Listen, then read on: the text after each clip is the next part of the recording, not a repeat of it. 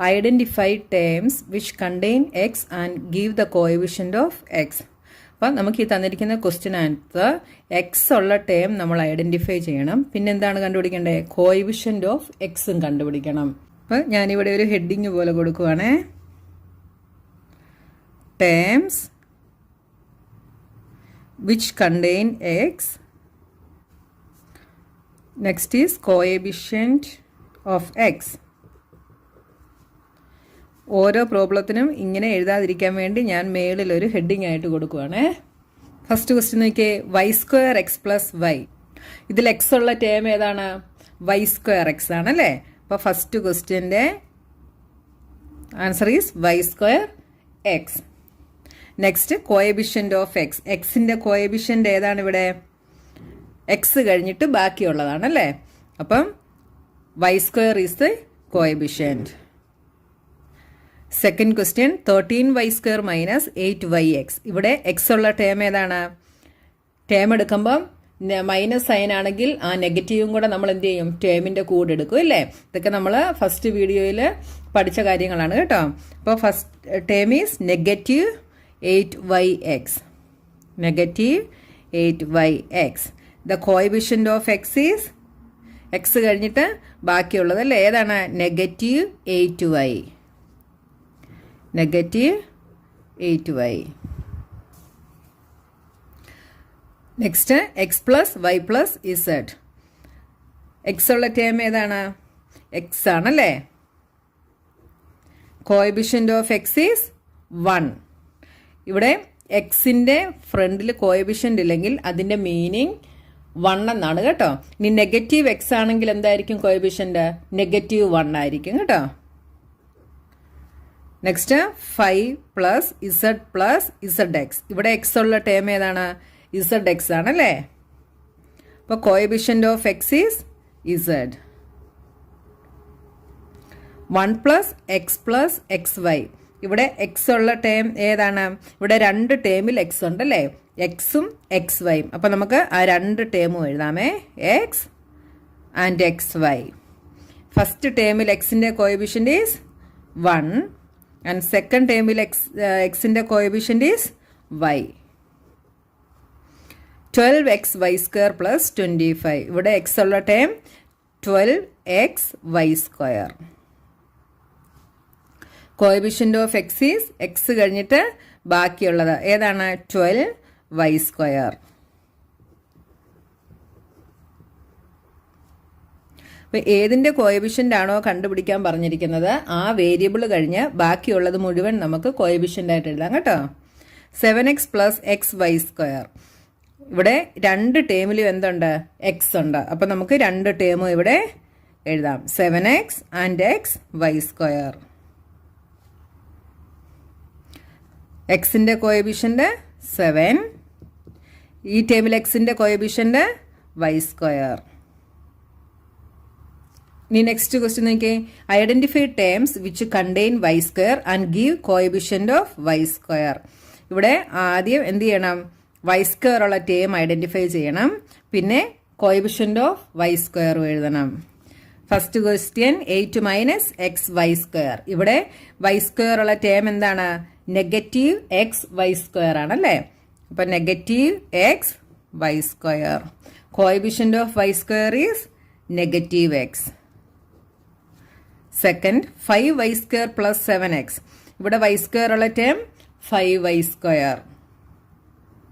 Coefficient of y square is 5.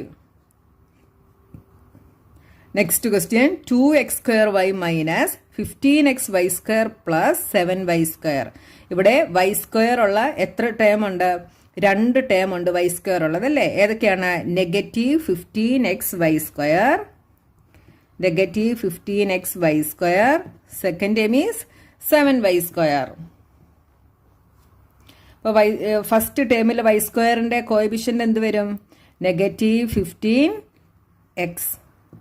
Second ടേമിൽ 7. അപ്പോൾ നമ്മുടെ ഫോർത്ത് ക്വസ്റ്റ്യൻ കഴിഞ്ഞു. നമുക്ക് നെക്സ്റ്റ് ക്വസ്റ്റ്യൻ നോക്കാമേ. Classify into monomials, binomials and trinomials. എന്താണ് മോണോമിയൽ?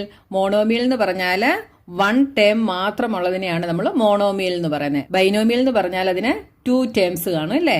ട്രൈനോമിയലിന് 3 ടേംസ് കാണും. അപ്പോൾ ഫസ്റ്റ് ക്വസ്റ്റ്യൻ നോക്കിയേ, 4y - 7z. ഇതിന് എത്ര ടേം ഉണ്ട്? 2 ടേം ഉണ്ട് അല്ലേ? അപ്പോൾ ഇതെന്താണ്? 2 ടേം ഉള്ളത് എന്താണ്? Binomial. This is binomial. Second question, y square. y സ്ക്വയറിന് എത്ര ടേം ഉണ്ട്? 1 ടേമേ ഉള്ളൂ അല്ലേ? So this is monomial.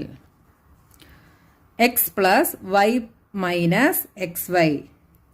ഇതിന് എത്ര ടേം ഉണ്ട്? 3 ടേം ഉണ്ട് അല്ലേ? ഏതൊക്കെയാണ്? x, y and negative xy. 3 term ഉള്ളത് കൊണ്ട് ഇത് എന്താണ്? ട്രൈനോമിയൽ.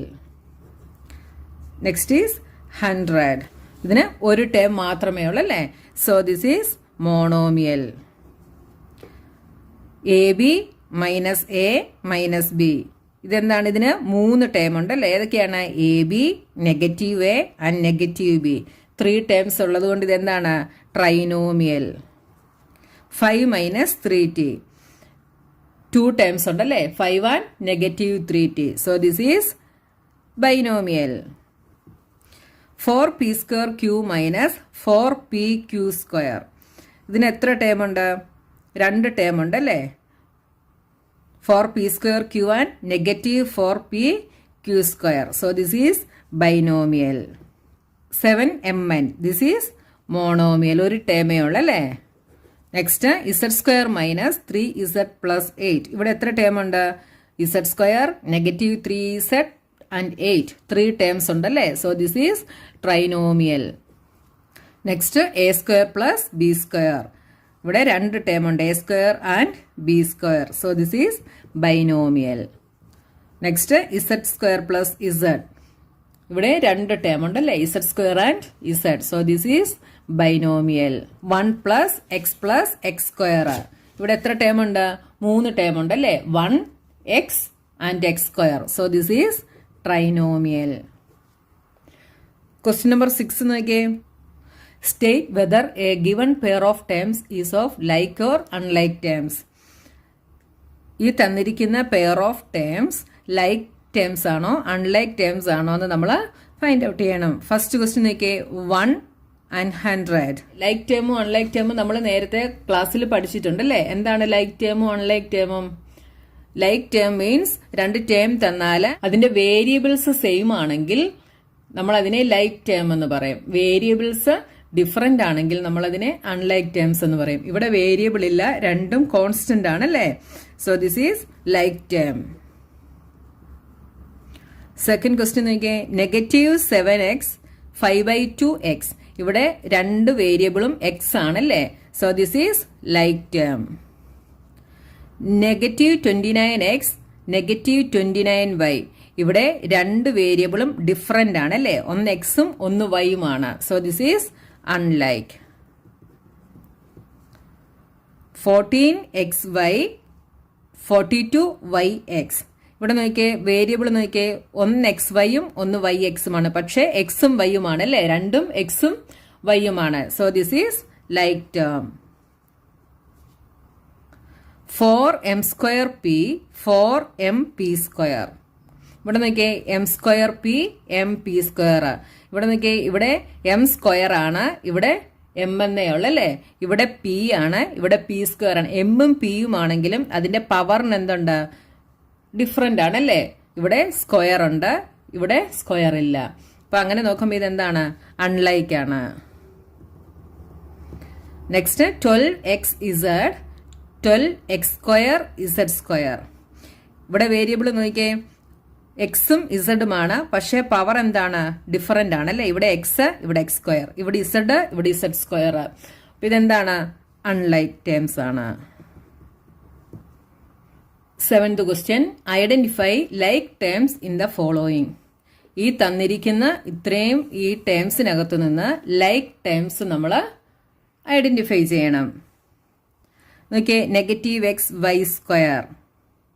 അപ്പൊ നമ്മൾ ഈ x(y²) വരുന്ന വേറെ ഏത് ടേം ആണ് ഇതിലുള്ളതെന്ന് നമ്മൾ കണ്ടുപിടിക്കണം. നോക്കിയേ, എക്സ് വൈ സ്ക്വയർ വരണം. ഏത് ടേം ഉണ്ട് എക്സ് വൈ സ്ക്വയർ വരുന്നത്? ഈ ടേം ഉണ്ടല്ലേ, 2xy².